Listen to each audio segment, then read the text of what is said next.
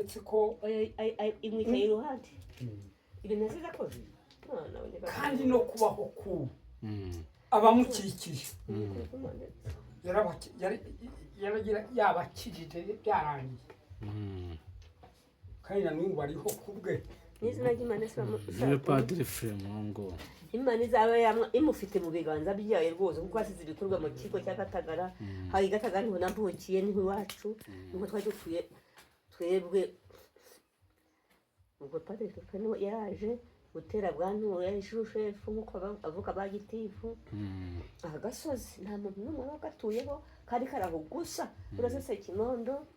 warutuye hakurya n'undi mukecuru bangaho twaganyira rimwe no bantu twahasanze agasozi gutera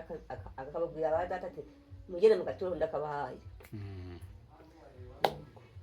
barambuka rero twahatura nyine turahaba Padiri Frepond bahita yubaka nyine ataguma mu kigo cya Gatagara nyine atubera umubyeyi mwiza atubera umupadiri muzima Imana ntazize ubwanguse Abanyarwanda ntabwo biriya ni indwara yo mu magufwa rwose nivuga ibya kinyarwanda Frepond yarwaye rwose arwara indwara yo mu mitsi arwara pararize ninde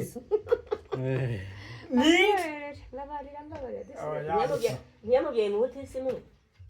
ikiraho ngaho nako najeje sintumura ntabwo nongera ikiraho ngaho nta mwera ku isi niko hari igihe umuntu atekereza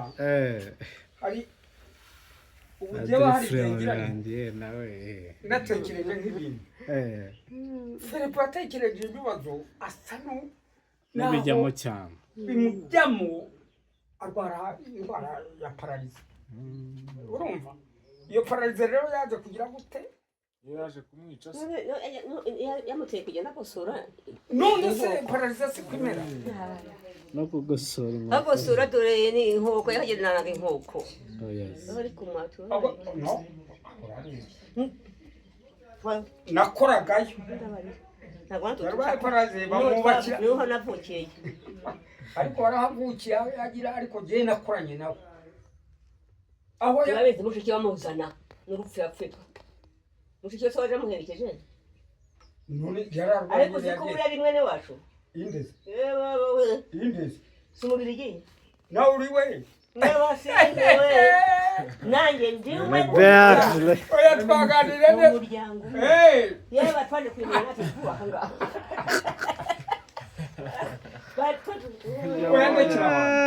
kubabarira bingo ibyo byitwa bingo ariko abinga kubabarira rwose jye nakoranye nawe uzakorana n'umuntu nyine rwose afatwa yafashwe